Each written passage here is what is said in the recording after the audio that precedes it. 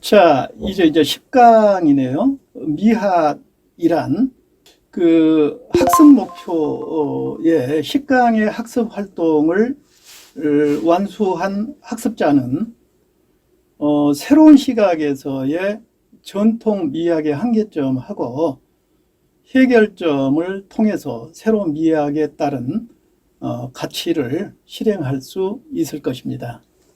자, 그 다음에 이제 미학의 우리가 이제 정의를 한번 알아볼까요? 이제 개념입니다. 그리스어의 아인세시스라는 게 있습니다. 그 지각이에요. 지각에서 유래합니다. 미학의 시초는 그 플라톤이 그 이야기를 했어요. 나는 무엇을 바라는 거예요. 내가 무엇을 알 수 있는가 가지고 나는 무엇을 바라는가. 이건 뭐입니까? 이 바란다라는 것은 인간의 욕망에 해당하죠. 뭐 욕망이 감성 아니겠습니까? 욕망에 해당한 거. 그러니까 그런데 여기에서 봐보면은 이 바움가르텐이 18세기 독일 철학자예요. 여기에서는 감성적 인식의 학문으로 미학을 아이세티카라고 그렇게 합니다. 이거 무슨 말이냐면은 감성적으로 인식된 완전성에서 성립하는 그런 미를 추구한다 이런 뜻이에요. 네. 상당히 어렵죠. 감성적으로 인식된 완전성에서 성립하는 미. 그렇기 때문에 이 미학이 애매모호한 학문인 거예요. 감성적으로 인식된 것이 어떻게 해서 완전성으로 성립한다라는 요것이 그러니까 이것이 이러한 난관이 있기 때문에 미학이 주류 학문으로 이게 자리를 못 잡은 것입니다. 그러면 여기에서 두 번째 이제 미학에 대한 내가 물음을 네 가지 한번 물어보겠습니다. 미학은 인식적 차원, 그러니까 미를 갖다가 학문이니까 학문이면은 인식적 차원하고 같이 결합하겠죠. 그리고 이것은 도덕적 차원하고 연결점이 있어가지고 이거 있는가 이제 이런 것이에요. 그걸 한번 우리가 이제 알아봐야 됩니다. 그리고 미라는 것은 결정되는 것이거든요. 혼자서는 미가 나오지 않아요. 미는 결정돼요. 어떤 경험에 의해서 주체하고 대상의 관계 속에서 미가 나오는 거예요. 그러면 이성과 감성은 또 어떻게 연결이 되어 있는가예요. 미 그 자체는 감성이 지향하는 가치거든요. 그런데 미학에서는 이성하고 감성이 어떻게 연결이 되었을 것인가? 이것도 이제 미학의 물음이에요. 연구 문제입니다. 연구 문제. 그러면은 미는 예술 작품에 있는가, 자연에 있는가? 아름다움. 그러면 이 미학도 예술 작품을 연구해야 될 것인가? 자연을 연구해야 될 것인가? 그런데 자연도 자연의 외적인 것을 연구해야 될 것인가? 내적 법칙을 연구해야 될 것인가? 이런 것들입니다. 내가 사전에 자연계 속에서 있는 하나의 그 법칙 그 자체가 이 감성의 법칙이라고 해서 내가 이야기를 했던 것 같습니다. 자, 그 다음에 이제 세 번째. 우리가 일단은 미학하고 관계된 그 감성 언어를 한번 통틀어서 한번 알아봐야 될 것 같습니다. 왜 그러냐면요. 이 미학이 취급하는 단어는 아까 그 정이지 않습니까? 이 정이라는 게 이 감정이잖아요. 그리고 감정이라는 것하고 이 감각하고 같은 동류항이에요. 그런데 감각은 5가지 감각이 있지 않습니까? 이런 단어들입니다. 근데 이 미는 무엇에 관심을 두었을 때, 근데 목적에 합당에 관심을 둔 것이 사랑이에요. 했을 때, 목적에 합당했을 때 미가 나오고, 목적에 합당하지 않으면 추가 나올 수가 있어요. 다른 것들이. 싫어하는, 소위 불쾌가 나올 수가 있겠죠. 그러니까, 기쁨, 쾌, 행복, 여기 이런 것들. 이런 단어들이 미학 단어들이에요. 근데 학문 영역에서 이런 단어 잘 취급하지 않습니다. 잘 취급하지 않아요. 자, 이제 미학의 한번 이제 종류에 대해서 알아볼까요? 미학의 종류에는 이거 미학이 객관적인가 아니면 주관적인가 이것에 따라서 객관주의 미학하고 주관주의 미학이 있습니다. 그 아름다움이 객관적입니까 주관적입니까? 일반적으로 우리가 그 감성이라는 것은 그 사람에 따라서 백인백색이어서 다 다르기 때문에 주관적이라고 그렇게 생각을 하죠. 그렇지만은 우리가 직관적으로 봤을 때 내가 좋아하는 것은 다른 사람들도 좋아하는 경우가 있거든요. 그렇게 본다면 이것은 객관주의 미학이라고도 할 수가 있겠죠. 자, 그러면은 만약에 객관주의 미학으로 그냥 가버리게 되면요, 감각과 의식에 관한 상호 연관성을 갖다 고려하지 않을 수가 있어요. 그러니까 예술의 역할이 이 단순히 이 물리적 현상을 가진 것이다 이렇게 해버리면은요, 이거 물감을 갖다가 어떻게 했다, 무슨 물감을 썼다, 뭐 이런 것 가지고 그건 아니잖아요. 그 외적인 어떤 물리적인 것 아니면 뭐 재료적인 것. 그래서 이것도 맹점이 좀 있긴 있어요. 객관적으로 예술에 대한 것 아니면 미에 대한 것 이런 걸 갖다 파악하려고 하는 어떤 미학적인 것은 뭐 이런 것도 좀 난점이 있습니다. 자, 이제 주관주의 미학은 우리가 일반적으로 미랄지 예술 이런 것들은 약간의 그 주관주의라고 그렇게 생각할지는 몰라요. 인식 주체나 대상들이 일반적으로 주관을 통해서 제작 또는 이제 구성하는 것이 일반적인데 그렇게 생각하는 거예요. 주관주의 미학의 가장 원초적인 형태는 어떻게 말할까요? 인간은 마물의 척도라고 했었던 그 소피스트, 그게 아마 대표적일 겁니다. 뭐 지식이라는 것도 인간은 마물의 척도다, 이것도 통용이 될 수도 있겠지만은 미에 대한 것도 프로토그라스가 말했던 인간은 마물의 척도다 이렇게 될 수가 있겠잖아요. 뭐 그게 주관적인 것이죠. 데카르트도 마찬가지예요.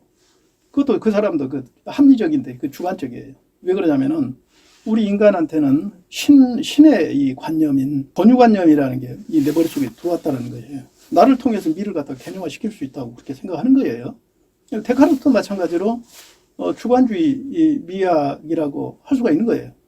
칸트도 마찬가지예요. 이 사람들도 뭐 그러니까 칸트도 관념론 이런 것들은 상당히 주관적인 것입니다. 주관적으로 이걸 이 머릿속에다 그거 구성한 것인데 그걸 갖다가 어디에 근거하냐면 선험적인 인식에 여기에 근거해 가지고 이 밖에 있는 것을 갖다가 이렇게 미학을 갖다가 개념화시킬 수 있다고 이렇게 생각하는 것이에요. 그러니까 우리가 철학에서 주관주의가 대략 전부 다들 여기에 속에 있는 거예요. 자, 그 다음은 형식미학하고 어떤 내용미학을 한번 이야기 한번 해볼까요? 형식미학하고 내용미학하고 이전에 말했던 것하고 객관하고 주관하고 거의 유사하지요. 그 형식미학하면 뭐가 떠오릅니까? 과거의 고대 그리스 때 보통 외형적인 어떤 비례랄지 어떤 하나의 뭐 조화랄지 이런 거 보잖아요. 그러니까 전형적으로 형식미학이라는 것은 고전주의 미학, 이 형식을 갖다가 미의 대상으로 하는 것이에요. 그렇게 본다면은 낭만주의는 아까 다르다고 했지 않습니까? 낭만주의는 상당히 어떤 그 하나의 주관적이거든요. 음악, 문학, 미술 이런 것의 감정을 갖다가 그 상당히 중요하거든요. 그런데 이것을 갖다가 완전하게 반대를 해버린 것이 형식미학입니다. 그러니까 형식미학은 약간의 한계가 있어요. 뭐 그런다고 해서 내용미학도 한계가 없는 것은 아닙니다. 애매모호하잖아요. 그 내용만 가지고 하는 거죠. 자, 그러면 형식미학과는 반대로 감정, 개념 뭐 이런 것들을 갖다가 표현하는 것인데 음악에서 개념이나 감정 등의 그 뭐 내용 전달 이런 것을 강조해 가지고 음악 같은 경우는 형식이 정말 애매모호하거든요. 그러면서 자기 감정을 갖다 그 속에다 해요. 이런 것은 일반적으로 낭만주의, 표현주의, 표현미학 이렇게 일반적으로 우리가 이제 부릅니다. 자, 그러면은 그 다음에 경험적 미학하고 규범적 미학을 한번 이야기 한번 해볼까요? 경험적 미학.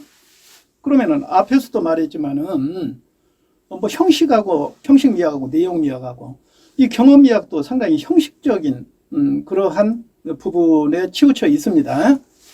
경험적 사실로서의 미적 현상 및 예술 현상의 관찰과 분석에 의해서 그 일반적인 법칙이랄지 이 본질 그리고 목적 등을 귀납적으로 규명하려는 그런 미학인데, 이런 귀납적이다 이렇게 되면 귀납법의 실은 경험 미학의 시조라고 한다면 아리스토텔레스부터 시작한다고 봐야 돼요. 현실주의자지 않습니까? 플라톤의 뭐 이데아처럼 뭔가 위로부터 그건 아니고요. 그리고 이 페어너가 있습니다. 페어너는 밑으로부터 미학이라고 그럽니다. 그 뭐 경험 미학이에요. 밑으로부터. 소위서 미라는 것은 우리가 어떤 그 경험을 통해서 온다라고 하는 건데, 이것을 보니까 이거 아름다웠다. 내일 보니까 이것도 아름다웠다. 그 다음에도 보니까 아름다웠다. 그렇게 되면은 이거 아름다운 것인가 보구나 하는 것이고요. 꽃 종류는 다 봐보니까 다 아름다워요. 아, 꽃은 아름답구나. 그거하고 같은 거예요. 그리고 립스하고 랑게가 있는데요. 뭐 이 사람들이 언어학자들이에요. 그래가지고 언어라는 것은 사람이 그 하는 했던 이런 부분들을 밖으로 언어로서 만들어 놓은 것들을 총 분석을 해놓고 보면은요, 경험의 그 차이 같은 것들이 나올 수가 있겠죠. 그것도 경험과학입니다. 경험적 미학이에요. 스펜서는 심리학적인데요. 심리학은 우리가 이제 논문 같은 거 쓸 때 보면은 설문지로 해가지고 전부 다 돌려요. 나는 나는 1번이다. 나는 이것을 갖다가 아주 최고로 생각한다. 적당히 생각한다. 생각하지 않는다. 이게 철저하게 과학적이에요. 심리학이라는 거죠. 우리가 심리학 그렇게 하면은 인문학으로 생각하면 안 됩니다. 이건 과학입니다. 스펜서, 심리학적으로. 이걸 통해 가지고 어떤 그 아름다운 것, 이것을 찾아내는 거. 하우젠슈타인 경제 현상을 근거로 해서, 이런 건 사회학적 근거로 해서 다양하게 많습니다. 그리고 그로체하고 분트라는 사람은 인류학적 견지에서 지금까지 인류가 해온 그 역사를 다 해놓고 보니까, 그 사람들한테 쾌감을 주고 만족을 주고 행복감을 준 것이 어떤 것이구나. 예술이 이런 형태로 해서 진척했는데, 이것들이 알고 보니까 사람들한테 이런 부분에 쾌감을 주고 했구나. 이런 것이에요. 자, 그러면은 이제 규범적 그 미학은 뭡니까? 규범적? 규범이라는 것은 가치에 대한 것인데, 가치. 규범은 도덕적 가치죠. 도덕적 가치예요. 규범이라는 것은. 가치 평가하고 가치 판단을 할 때, 이거 규범이거든요. 이런 규범을 다루는 학문을 갖다가 규범과학이라고 부르고 있어요. 규범이라는 것은 인간이 지켜야 할 기준 이런 것 아니겠어요? 빈델반트. 칸트의 가치론적 입장에서 보편 타당의 요구를 근거로 해서 미의 규정성을 갖다가 이제 주장하는 건데, 빈델반트 이 사람들하고 랑게랄지 이 사람들은 신칸트 학파예요. 이 칸트는 도덕성, 도덕 철학자입니다. 실천 이성 비판에서 신을 갖다 요청하고 정언 명령 이런 말을 해요. 규범 뭐예요? 옛날에 조선시대 때 여필 종부요. 그때 당시에 여자는 당연히 남자의 그 말에 고분고분하고 그렇게 아름다워. 그리고 행복에 쾌감을 줘. 그리고 남편이 죽으면은 그 연료가 같이 죽어버려. 지금 그러니까 규범 미학이라는 게 상당히 그때 당시에는 거의 아름다웠던가 봐요. 그렇게 하지만 그리고 행복감을 줬던가 봐. 그러지만 이 규범적 미학이라는 것이 그 문제가 없고 그냥 보편적입니까? 이것도 한번 생각해 봐야 되겠죠. 거기에는 콘이라는 사람은 미학 가치학으로서 규범학이고, 코엔이라는 사람은 가치 비판으로부터 순수 감정의 법칙성으로서의 미의 법칙성을 이야기했고, 폴 겔트라는 사람은 심리학적 법칙성을 규범으로 생각하여서 심리학적 귀촉에 의해서 규범적 미학을 갖다가 역설했다. 이런 것들입니다. 여러분들은 어떻게 생각하십니까? 미학이라는 게 어떤 규범, 어떤 도덕에 있었을 때 아름답고 사람들한테 행복감 이렇게 줍니까? 한 번 정도 뭔가 생각해 볼 수 있겠네요. 자, 오늘 여기까지입니다. 이 다음 시간에 이어서 또 하도록 하겠습니다.